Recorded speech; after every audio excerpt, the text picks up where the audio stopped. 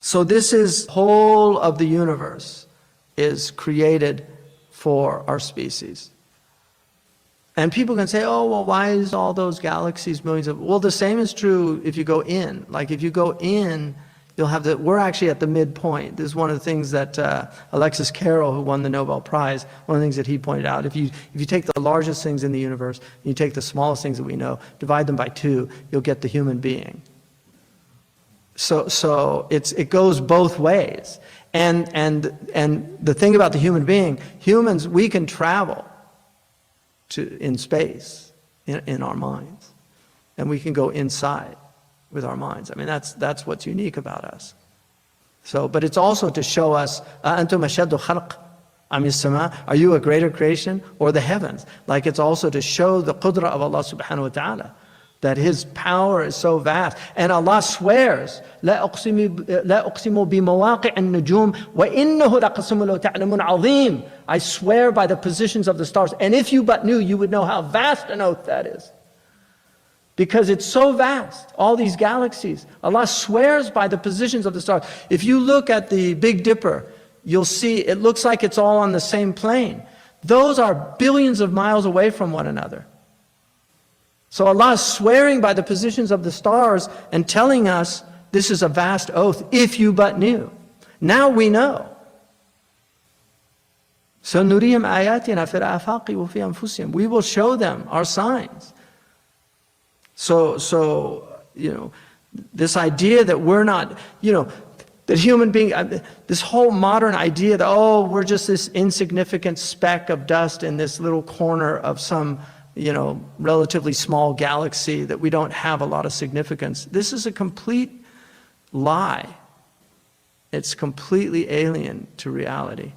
And so he's saying, no, don't believe that the human being is what المقصود من العالم إيجاده شيئا بعد شيء هو أن يوجد الإنسان فالغرض من الأركان أن يحصل منها النبات ومن النبات أن تحصل منه الحيوانات ومن الحيوانات تحصل الأجسام البشرية ومن الأجسام البشرية أن تحصل منها الأرواح الناطقة ومن الأرواح الناطقة أن تحصل منها خلافة الله تعالى في أرضه فيتوصل بإيفاء حقها إلى النعيم الأبدي كما دل الله تعالى عليه بقوله إني جاعل في الأرض خليفة. So he says the whole purpose of this world and its creation bit by bit, little by little, is in order to bring the human being into existence. So the whole purpose of the elements is to produce vegetation. The purpose of vegetation is to produce animals. The purpose of animals is to produce bodies, human bodies. And the purpose of the human body is to be a vehicle for the soul, the rational souls. And for the rational souls to become the vicegerents of God in the earth. And by fulfilling that duty as the vicegerent of Allah in the earth, then you warrant eternal bliss. And this is what Allah indicates when He said, verily, I am placing in the earth a vicegerent.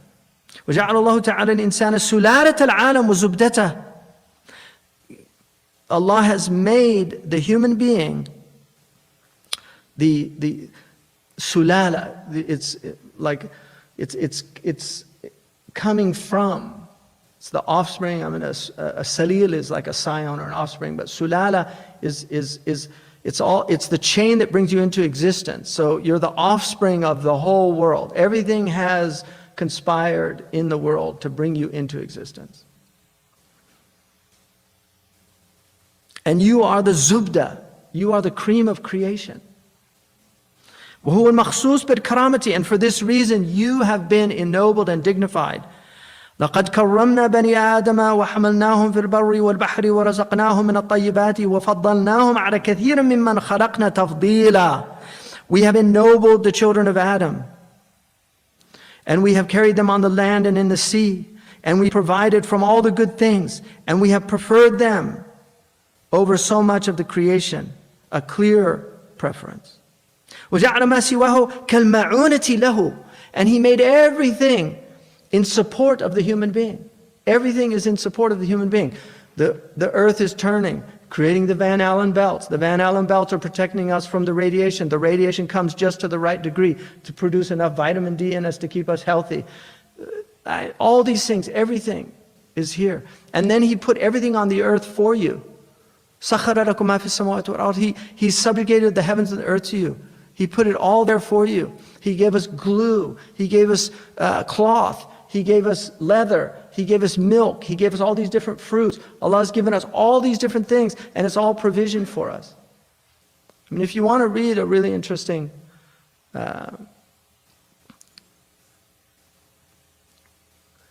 it's really a thought experiment almost, but it's called I Pencil. And this man wrote it just to show you how miraculous just a pencil to come into existence is. That, you know, we say only God could create a tree, only God could make a pencil. And that's why Allah says, Inna Allah khaliqu kulli sani'in wa san'atihi. Imam al-Bayhaqi says, Allah is the creator of every craftsman and the thing that he's making. So if you look just at a pencil, what did it take to make one pencil? Right? You have wood, you need wood. So there's people right now that grow wood for paper and things like that. But do you think that guy who's planting those trees is thinking about a pencil? He's not thinking about a pencil. And then those people need all these people to be supplying them with their needs, right? So they need all their equipment, and then they need also the food that comes to them so that they can work, right?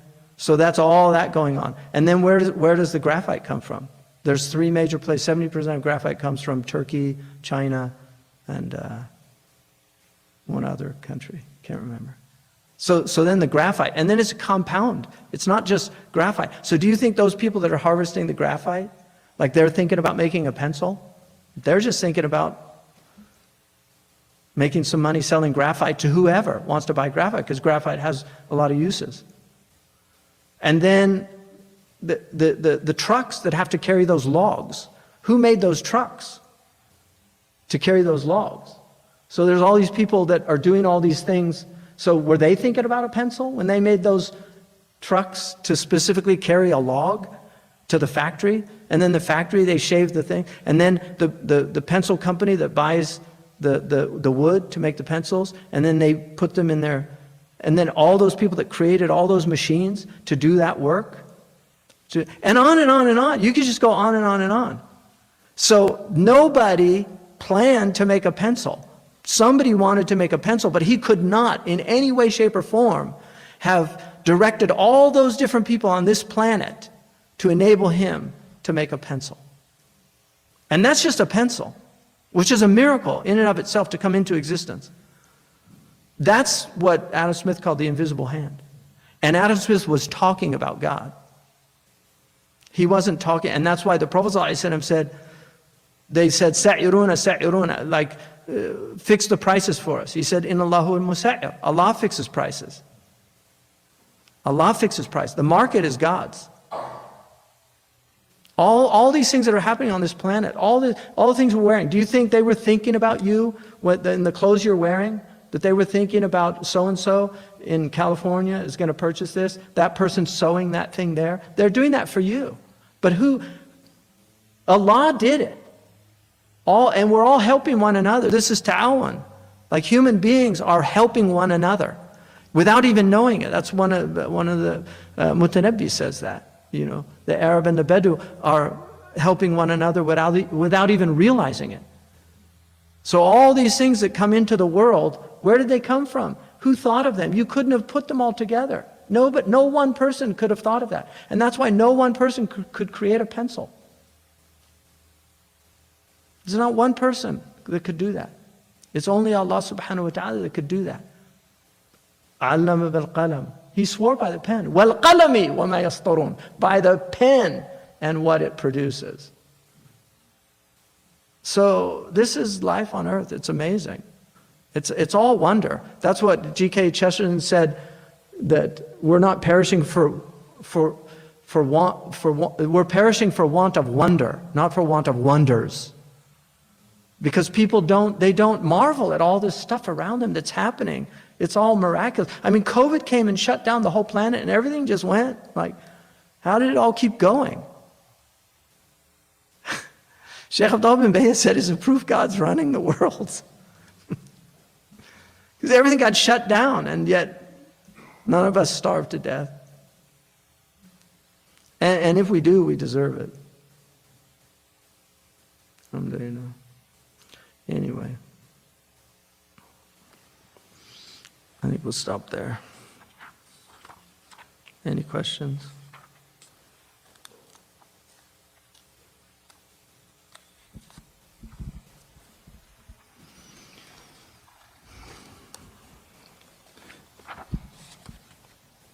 Assalamualaikum.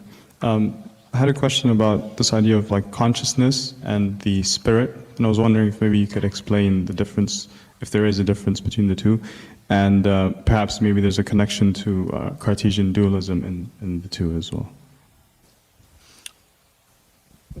For us, consciousness it's an immaterial, it's spirit. It's not substance. But we're not dualist in that in a Cartesian sense of that. I mean, we're integrated beings. So our consciousness embeds in our bodies. I mean, this is the vehicle. Allah's given us a vehicle for that. And that's why it's recreated in the afterlife. We're brought back together. We believe in the bodily resurrection. Yeah. Allah's made us embodied human beings. There is an immaterial aspect, like we do go into other dimensions with the spirit. So consciousness can, like the dream world is another. If it's a true dream, you're in a whole other realm. And you can experience long periods of time. There's time dilation in dreams. Because people, when they actually look at them when they're dreaming, they're very short periods of time. Because we know the waves that produce dreams. So people, these researchers have studied dreams. Dreams are very, very short periods, but the dream is not. There's a dream dilation. So, because we're out of the time space of this world.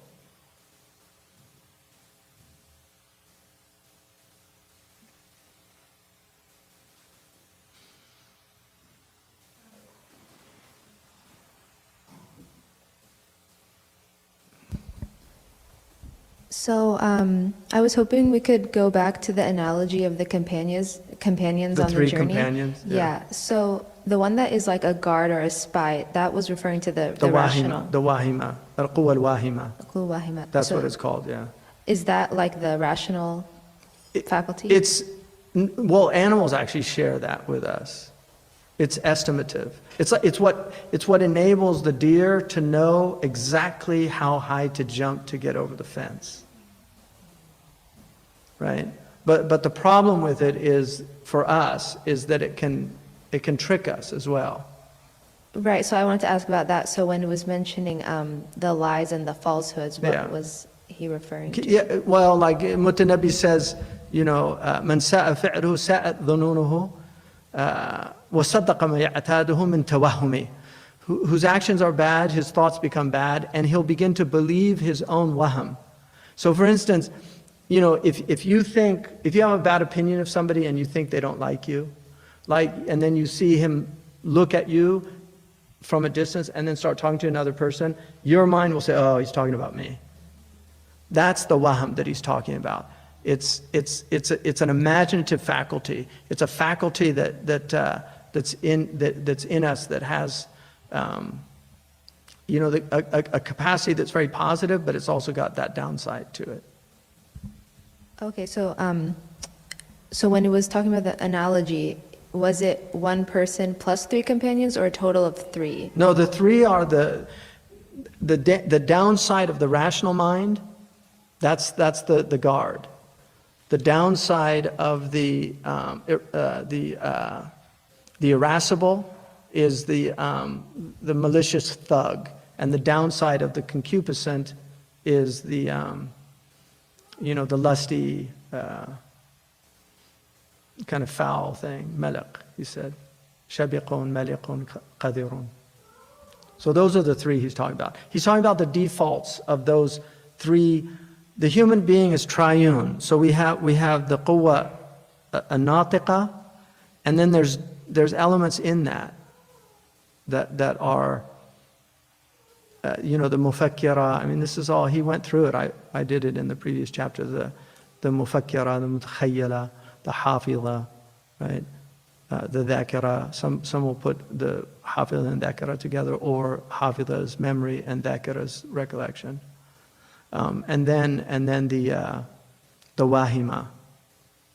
So and then the irascibility is the spiritedness. That's what protects you. So the quwwa ghadabiyya is for dar al-mafsada. It's to protect you from harm. The quwwa shahawiyya or shahwaniyya is jalb al-maslaha. It's to accrue benefit. So one wards off harm, the other accrues benefit. If it's regulated properly, and the one that's supposed to regulate it is the mutasawwira, right?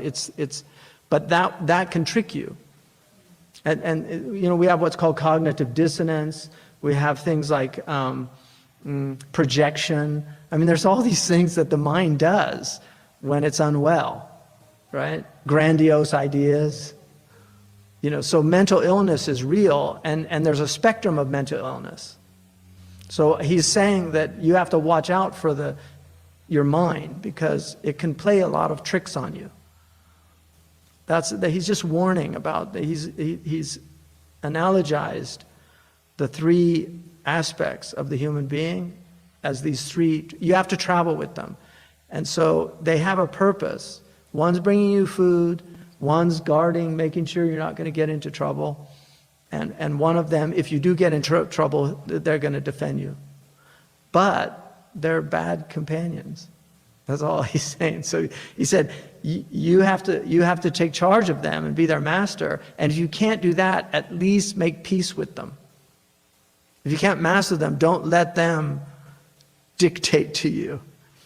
Just make peace with them. Is that clear? Yeah. Thank you.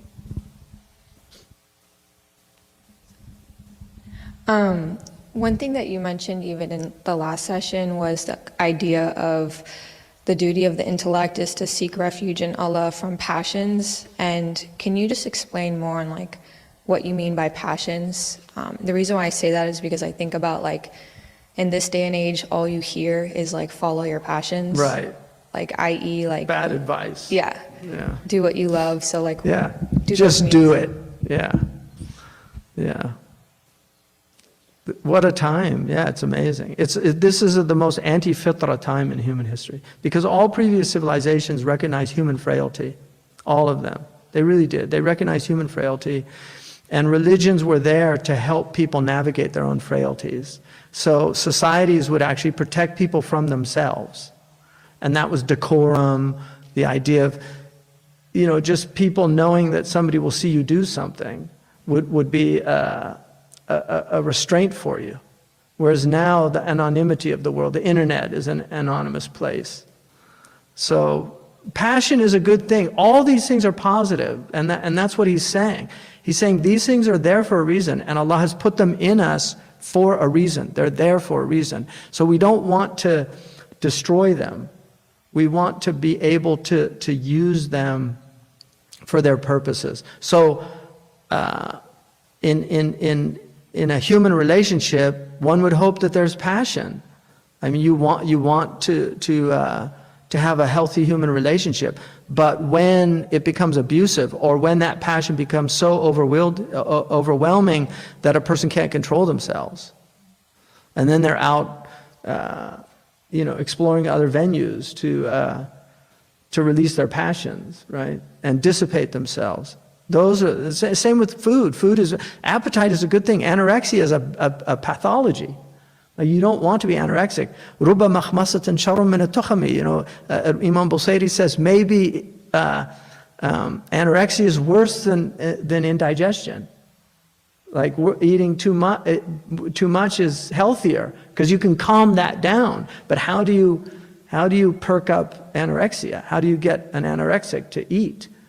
Like you can constrain the gluttony.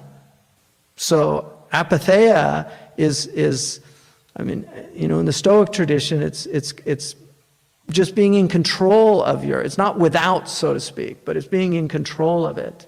so that it doesn't take over. So appetite is good, but it's there to help you maintain your health, not to destroy your health. So children, if you give children the choice, they're going to eat ice cream for breakfast, lunch, and dinner. They're going to eat candy. Most kids will do that, and you will kill them. That's the nafs, the infantile. The nafs is related to the infant. So the baby, and that's why spiritually we are called to become mature, like to grow spiritually. So many people grow physically, but they don't grow spiritually. So their nafs are still like infants. There's a one of these videos somebody posted of these little kids. They're all praying. They're like 5 years old. And they have their line. They're all praying, and they have the imam and that is what really, if we could see our mosques and see ourselves in reality before God, that's what most of us would look like a bunch of spiritual infants. But we have taklif, and we're supposed to, قَدْ أَفْلَحَ مَنْ زَكَّاهَا. He or she has had success who grows the soul.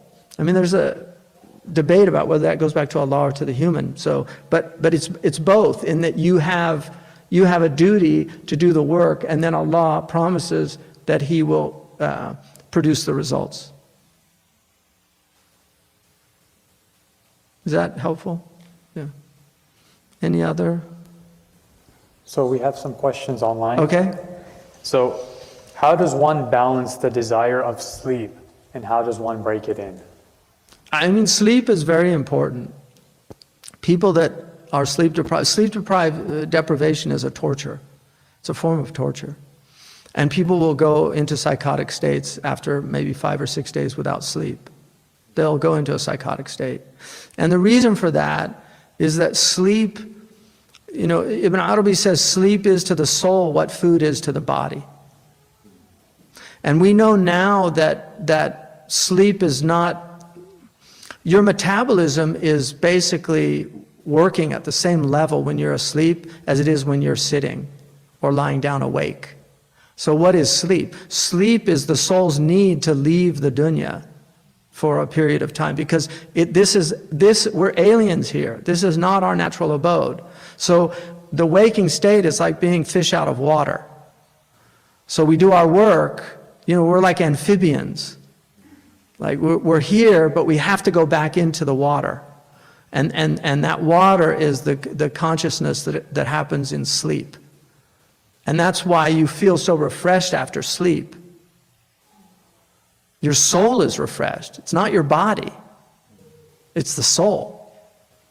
So sleep is really important. And people need different levels of sleep. Even in life, one of the things as you get older, people think old people, can't sleep. Because they're supposed to be doing ibadah. The older you get, the more ibadah you should be doing. It's just natural. And that's why in the Muslim world, old people know what to do with insomnia. They do tahajjud, and they read Qur'an, and they do things that are appropriate for their age. Because you dry out. Babies sleep a lot. They're like cats. Because cats are, they say that's one of the things about cats. They're more spiritual than dogs. They have to sleep all the time. So babies are very wet and moist. And as you dry out through life, you're going to need less sleep as you get older. But Shaykh Abdullah bin Bayya told me, be careful, I'm not sleeping. Because he said he actually harmed his health when he was young because he didn't sleep a lot. He just had such high himmah. And children hate to go to sleep because their consciousness is, they're new here. So it's like, I'm going to miss something, right? They want to stay awake. They fight sleep. When we get older, it's the opposite. We're like, I got to get out of here. I need a nap. I would be careful. But during Ramadan, we should be sleeping less. Yeah.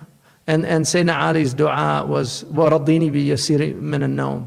اللهم أهل علينا بلا أسقام والفراغ من الأعمال. Like, enable us to pray Ramadan free of illness and free of preoccupations, and content us with less sleep. So Ramadan is a good time, but don't overdo it to where you're going to get sick. You have to sleep. So sleep is very important. So today with regards to... Demons don't nap either. The Prophet ﷺ said, "Qilu inna shayatin la yaqilun." Take naps because the demons don't nap. Go ahead. Today with regards to psychiatry, people create labels for all behavioral patterns. Should we be using these patterns? Yeah, psychiatry we have a whole tradition of the study of the psyche, right? Psyche is soul. And so psychology is the study of the human soul, traditionally. And this really, for us, this is very deep psychology. He's giving us psychology. In terms of illnesses, we're living in an age of a lot of mental imbalance, but we're also living in a kind of psychological, psychiatric period where everything's labeled. So everything, he's got narcissistic personality disorder. Everybody's got, they all have all these labels. And I think we have to be careful about being too quick to relegate people to mental illness. In Islam, it's very hard to prove mental illness in criminal cases. Because if people act rationally in any way, then they're seen as having basic sanity. If somebody plans shooting up a school, you can say it's mental illness, but they plan to do something very heinous, so they're just a human demon. And why there are human demons, God only knows. It's just not for us to penetrate that mystery. But there are human demons. And they're out there, and there's people, they're under like a demonic possession. It's pretty clear. Just look at them. They scream and yell, and it's amazing. Triggered, like they can't, we should be able just to have a conversation about something. But there's people that they can't sit. And then they're very troubled by people of piety and people of spirit. They're very troubled by them. So they react when they see any forms of piety, which is a proof that they're under demonic yatawallawnahu. Allah says that they have taken Iblis as their ally. So we live amongst them, and that's part of what he's saying is, look, you have it in your own self, and you have to learn to live with it in your own self, let alone in the world that we're in, right? The heart should be in control, but the truth is reached by the intellect. How can you ensure that the intellect is still under control of the heart and you are not depending on it in a harmful way? Again, you just have to, the most important things is to follow the Sunnah of the Prophet ﷺ. And, the Christians have that nice thing, what would Jesus do? We have to think about the Prophet ﷺ and then do our best just to be guided by those principles of Sunnah. So I think you can overthink these things. It's also good to get reflection from people that you trust, that have insight into you, who know you well. Because people, suhbah is important. And traditionally, that was the whole point of the fuqara and having the idea of the zawiyah. They were doing work on themselves. That was the purpose of that whole operation. A lot of it fell into a lot of dysfunctionality, like everything in the Muslim world. The whole enterprise has fallen on hard times, so they're not the only ones. But that was the purpose of that third space. But you can also, it's very important to preoccupy the self in good things. Because if you're deliberating too much about things, and what they call navel gazing, Kierkegaard called it navel gazing. It's a dangerous thing to do. One of the purposes of the human being's creation is imara. What exactly is what? Imara, I think. Imara. Imarat al-ard, yeah. What exactly is meant by it? A lot of things. Imara is the idea of cultivation. Ibn Khaldun's, one of his major points in his book is this idea of Umran, of civilization, that we are civilizing creatures. We take wild nature and we create gardens. We take, all of these vegetables and all the foods and everything, and we create cuisines. I mean, this is all cultivation. This is what humans do. And it's our fitrah to do that. We're artists in that way. So we have liberal arts, we have fine arts, and then we have useful arts. So the liberal arts are how we cultivate our intellects, and that enable us to study the higher truths. And then the fine arts are arts that are done for just the sheer joy of, like embellishing things, embroidery, all these things that are done. Fine there means from fine. It's really the final arts, because they're an end unto themselves. They're not done they're done for just the sheer beauty of it. Right? So like literature, all those things that humans do, poetry, it's all cultivation. And then you have the useful arts that are really important, the crafts and so we're losing a lot of some of the most important crafts. Because a lot of people can't do things anymore. And the robots aren't going to do it.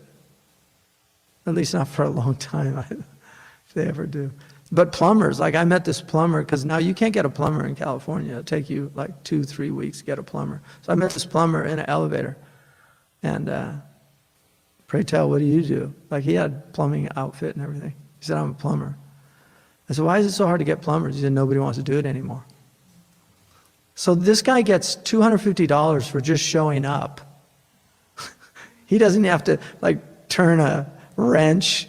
He just shows up and he gets $250. And he did it when he was 18. And traditionally, that's what vocational training did. Plumbers are very useful. Sarrab is very useful. Carpenters, there's no master carpenters anymore. They used to have what they call journeyman carpenter. So these are people that the jour was from French from the day. So they were day carpenters. So they apprenticed for 7 years with a master carpenter before they became master carpenters. And they're very rare, and they make a fortune, these people. Because really wealthy people want these master carpenters. They don't want these hackers. They don't want those guys. They want the people that do the fine art. So it's really hard to find good carpenters. Bookbinders. I mean, there's a guy here, I swear to God, I used to bind books with this guy in Sonoma, one of the saddest days of my life, when he told me I'm retiring, because half my library was bound by him.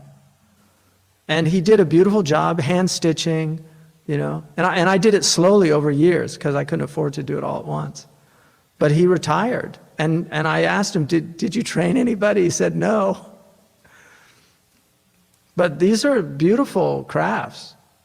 I mean, Dr. Cindy makes those beautiful bags.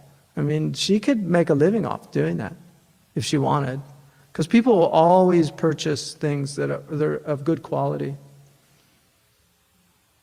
And everything's so poorly done now, but it's just the time we're living in. It's just a time where there's no refinement. So imara is really about that. It's about cultivation. Cultivating the arts, cultivating yourself, cultivating the garden. And just growing food. It's amazing to grow food.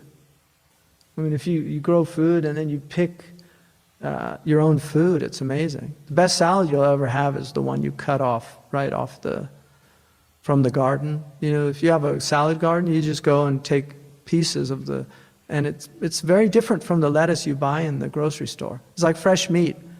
Shaykh Abdullah bin Bayya was in Mauritania, and the best meat you'll ever have is in Mauritania. Like if you go to Tuaimarat, the meat's incredible.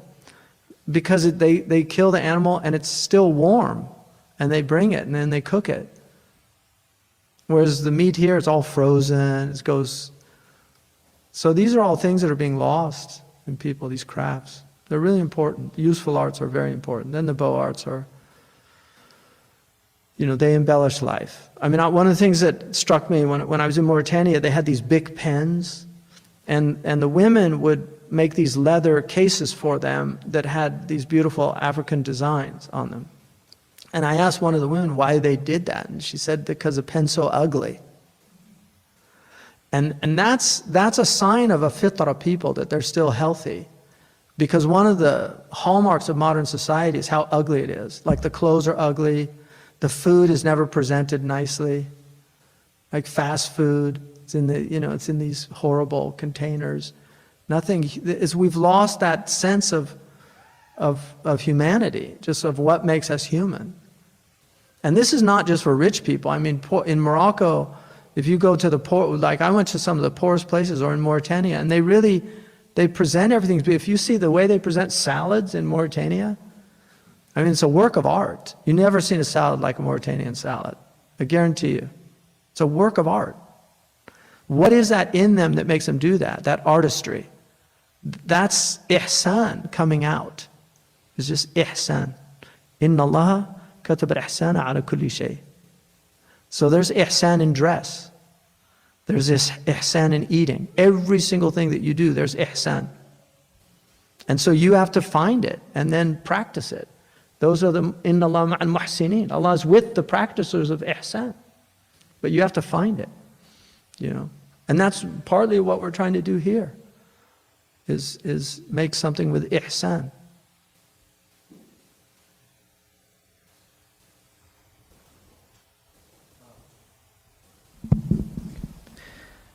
So earlier in the session, we were talking about tawakkul, the nature of having trust in Allah. And I apologize if this is a very basic question, but so how do we understand the idea of working and making sure that the outcome is what you want, and also just relying in Allah to make sure that or like not worrying too much about the future? And so how do we understand the idea of, قَدْ أَفْلَحَ مَنْ زَكَّاهَا, those who put the work in will see the reward, and also those, and just not worrying too much about the future and relying in Allah to facilitate our needs? Well, the poet said, عَلَى الْمَرْءِ أَنْ يَبْذُلَ جُهْدَهُ لَيْسَ عَلَيْهِ أَنْ يُسَعِدَهُ الدَّهْرُ. A man is only responsible for expending his effort, and it's not up to him whether time supports him or not. So you just do what you should do. Ibn Ata'illah quotes Abu Hassan al-Shadri saying, إِن كَانَ لَا بُدَّ مِنَ التَّدْبِيرِ فَدَبَّرْ أَنْ لَا تُدَبِّرْ. If you have to plan on not planning. But it doesn't really translate into English, because the meaning of tadbir is to work out the end. Dubar is the end of something. So yudabbiru is to get to the end. Yatadabbaru is to try to penetrate thought, to get to the furthest limit of your thought, of what you're capable of. So when Musa saw the fire, like what did he go? He went to get.